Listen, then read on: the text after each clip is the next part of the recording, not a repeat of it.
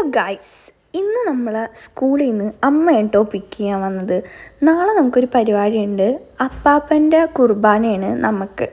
അപ്പോൾ പൂ വയ്ക്കണം പള്ളിയിൽ. സോ നമ്മൾ പൂ വയ്ക്കാൻ വേണ്ടിയിട്ട് ഇന്ന് വേറൊരു രീതിക്കാണ് നമ്മൾ ഫ്ലവറൊക്കെ അറേഞ്ച് ചെയ്യുന്നത്.